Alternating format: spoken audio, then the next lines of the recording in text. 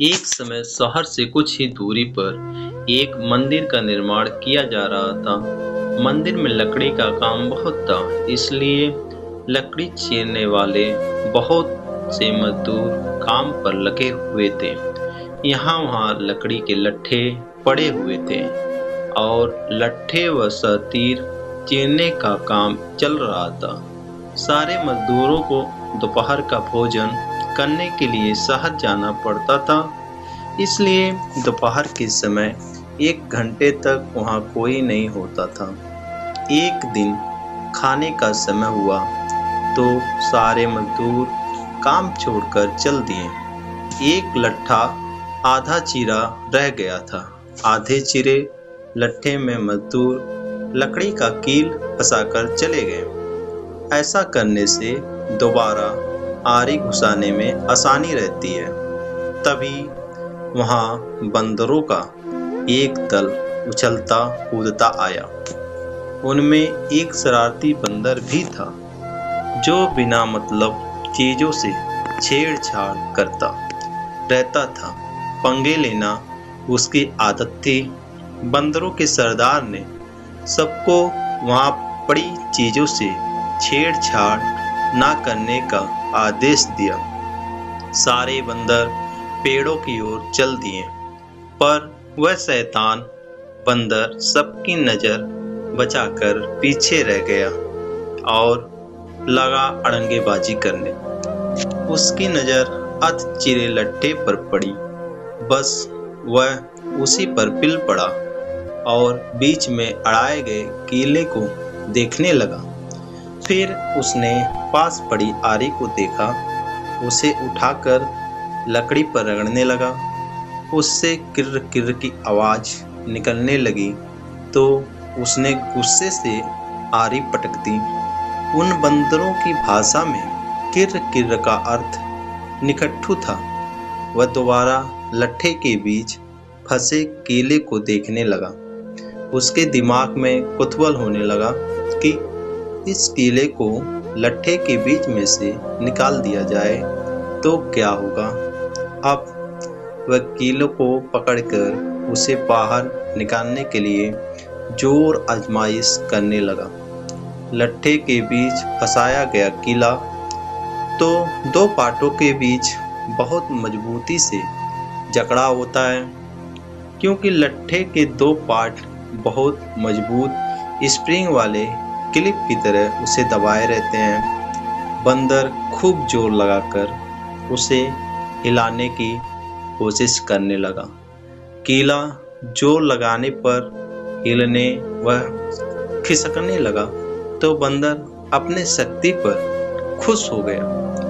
वह और जोर से खांव खांव करता कीला सरकाने लगा। इस धिकामुश्ती के बीच बंदर की पूंछ दो पाटों के बीच आ गई थी, जिसका उसे पता ही नहीं लगा। उसने उत्साहित होकर एक जोरदार झटका मारा और जैसे ही कीला बाहर खींचा, लट्ठे के दो चिरे भाग पटाख से क्लिप की तरह जुड़ गए और बीच में फंस गई बंदर की पूंछ। बंदर चिल्ला उठा। तभी मजदूर वहां लौटे। उन्हें देखते ही बंदर ने भागने के लिए जोर लगाया तो उसकी पूंछ टूट गई। वह चीखता हुआ टूटी पूंछ लेकर भागा। कहानी सुनाकर कटक बोला, इसलिए कहता हूँ कि जिस काम से कोई अर्थ न सिद्ध होता हो उसे नहीं करना चाहिए। व्यर्थ का काम करने से जान भी जा सकती है। अरे अब भी पिकलक जो शिकार करके लाता है उससे हमें भरपेट भोजन तो मिल ही जाता है, तब बेकार की झंझट में पड़ने से क्या फायदा। दमनक बोला, तो तुम क्या केवल भोजन के लिए ही जीते हो? यह तो ठीक नहीं। अपना पेट कौन नहीं भर लेता। जीना तो उसका ही उचित है जिसके जीने से और भी अनेक लोगों का जीवन चलता हो। दूसरी बात यह कि शक्ति होते हुए भी जो उसका उपयोग नहीं करता और उसे यूं ही नष्ट होने देता है, उसे भी अंत में अपमानित होना पड़ता है। कर्टक ने कहा, लेकिन हम दोनों तो ऐसे भी मंत्री पद से चुप हैं, फिर राजा के बारे में यह सब जानने की चेष्टा करने से क्या लाभ? ऐसी हालत में तो राजा से कुछ कहना भी अपनी हंसी उड़वाना ही होगा। व्यक्ति को अपनी वाणी का उपयोग भी वहीं करना चाहिए जहां उसके प्रयोग से किसी का कुछ लाभ हो। भाई, तुम ठीक नहीं समझते। राजा से दूर रहकर तो रही सही, इज्जत भी गवा देंगे हम। जो राजा के समीप रहता है उसी पर राजा की निगाह भी रहती है, और राजा के पास होने से ही व्यक्ति असाधारण हो जाता है। कर्टक ने पूछा, तुम आखिर करना क्या चाहते हो? हमारा स्वामी पिंगलक आज भयभीत है, दमनक बोला। उसके सारे सहचर भी डरे डरे से हैं। मैं उनके भय का कारण जानना चाहता हूँ। तुम्हें कैसे पता कि वे डरे हुए हैं? लो, यह भी कोई मुश्किल है। पिंगलक के हाव भाव, चाल ढाल, उसकी बातचीत, आंखों और चेहरे से ही स्पष्ट जान पड़ता है कि वह भयभीत है। मैं उसके पास जाकर उसके भय के कारण का पता करूंगा, फिर अपनी बुद्धि का प्रयोग करके उसका भय दूर कर दूंगा। इस तरह उसे वश में करके फिर से अपना मंत्री पद प्राप्त करूंगा। कर्टक ने फिर भी शंका जताई, तुम इस विषय में तो कुछ जानते नहीं कि राजा की सेवा किस प्रकार करनी चाहिए।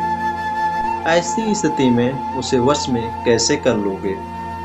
दमनक बोला, राज सेवा के बारे में मैं नहीं जानता, यह तुम कैसे कह सकते हो? बचपन में पिता के साथ रहकर मैंने सेवा, धर्म तथा राजनीति के विषय में जो कुछ भी सुना सब अच्छी तरह सीख लिया है। इस पृथ्वी में अपार स्वर्ण है, उसे तो बस सूरवीर, विद्वान तथा राजा के चतुर सेवक ही प्राप्त कर सकते हैं। कर्टक को फिर भी विश्वास नहीं आ रहा था। उसने कहा, मुझे यह बताओ कि तुम पिंगलक के पास जाकर कहोगे क्या? अभी से मैं क्या कहूँ? वार्तालाप के समय तो एक बात से दूसरी बात अपने आप निकलती जाती है। जैसा प्रसंग आएगा वैसे ही बात करूँगा। उचित अनुचित और समय का विचार करके ही जो कहना होगा कहूँगा। पिता की गोद में ही मैंने यह नीति वचन सुना है कि अप्रासंगिक बात कहने वाले को अपमान सहना ही पड़ता है, चाहे वह देवताओं के गुरु बृहस्पति ही क्यों ना हो। कर्टक ने कहा, तो फिर यह भी याद रखना कि शेर, बाघ आदि हिंस्र जंतुओं तथा सर्प जैसे कुटिल जंतुओं से संपन्न पर्वत जिस प्रकार दुर्गढ़ और विषम होते हैं, उसी प्रकार राजा भी क्रूर तथा दुष्ट व्यक्तियों की संगति के कारण बड़े कठोर होते हैं, जल्दी प्रसन्न नहीं होते, और यदि कोई भूल से भी राजा की इच्छा के विरुद्ध कुछ कर दे तो सांप की तरह डस कर उसे नष्ट करते उन्हें देर नहीं लगती।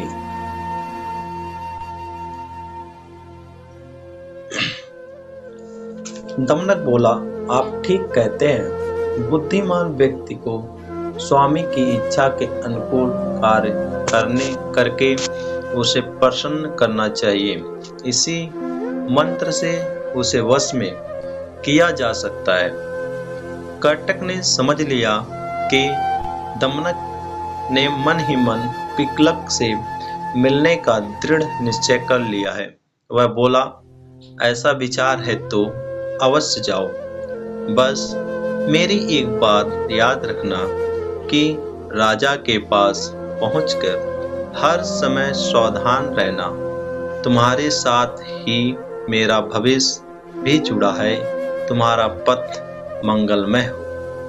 कर्टक की अनुमति पाकर दमनक उसे प्रणाम करके पिगलक से मिलने के लिए चल पड़ा। सुरक्षा के लिए व्यूह के बीचों बीच बैठे पिगलक ने दूर से ही दमनक को अपनी ओर आते देख लिया।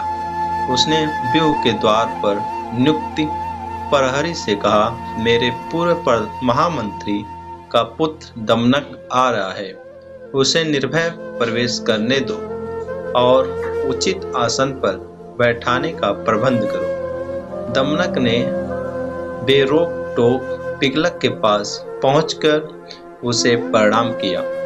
साथ ही उसका संकेत पाकर वह निकट ही दूसरे मंडल में बैठ गया। सिंहराज पिगलक ने अपना भारी पंजा उठाकर स्नेह दिखाते हुए दमनक के कंधे पर रखा और आदर के साथ पूछा, कहो दमनक, कुशल से तो रहे?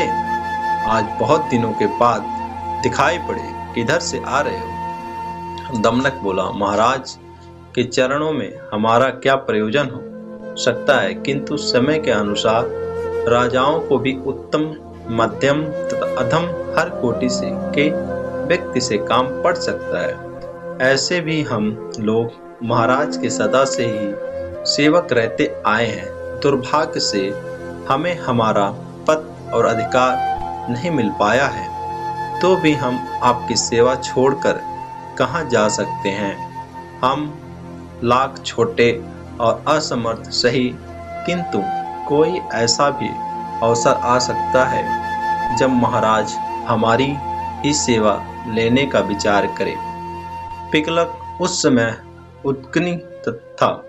बोला, तुम छोटे बड़े या समर्थ असमर्थ की बात छोड़ो। दमनक, तुम हमारे मंत्री के पुत्र हो, अतः तुम जो भी कहना चाहते हो निर्भय होकर कहो। अभय दान पाकर भी चालाक दमनक ने राजा के भय के विषय में सबके सामने बात करना ठीक नहीं समझा। उसने अपनी बात कहने के लिए एकांत का अनुरोध किया। पिगलक ने अपने अनुचरों की ओर देखा। राजा की इच्छा समझकर आसपास के जीव जंतु हटकर दूर जा बैठे। एकांत होने पर दमनक ने बड़ी चतुराई से पिगलक की दुखती राख ही छेड़ दे। बोला, स्वामी, आप तो यमुना तट पर पानी पीने जा रहे थे, फिर सहसा प्यासे ही लौटकर इस मंडल के बीच इस तरह चिंता से व्यग्र होकर क्यों बैठे हैं? दमनक की बात सुनकर सिंह पहले तो सकचा गया, फिर दमनक की चतुराई पर भरोसा करके उसने अपने भेद खोल देना उचित समझा।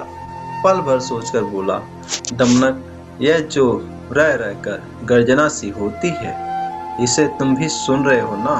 सुन रहा हूँ महाराज, बस इसके कारण मैं क्षुब्ध हूँ। तट पर यही गर्जना बार बार हो रही थी। लगता है इस वन में कोई विकट जंतु आ गया है, जिसकी गर्जना ही इतनी भयंकर है। वह स्वयं कैसा होगा? इसके कारण मैं तो यह जंगल छोड़कर कहीं और चले जाने का विचार कर रहा हूँ। दमनक ने कहा, लेकिन मात्र शब्द सुन कर भय के मारे अपना राज्य छोड़ना तो उचित नहीं है महाराज। शब्द अथवा ध्वनि का क्या है? कितने ही बाजों की ध्वनि भी गर्जना की सी बड़ी गंभीर होती है, और अपने पुरखों का स्थान छोड़ने से पहले पता तो करना ही चाहिए कि ध्वनि का कारण क्या है। यह तो गौमयू गीदड़ की तरह डरने की बात हुई, जिसे बाद में पता चला कि ढोल में तो पोल ही पोल है। पिगलक ने पूछा, गौमयू गीदड़ के साथ क्या घटना हुई थी? दमनगोमियों की कहानी सुनाने लगा। आगे की कहानी या पंचतंत्र की कथाएं सुनने के लिए हमारे चैनल को सब्सक्राइब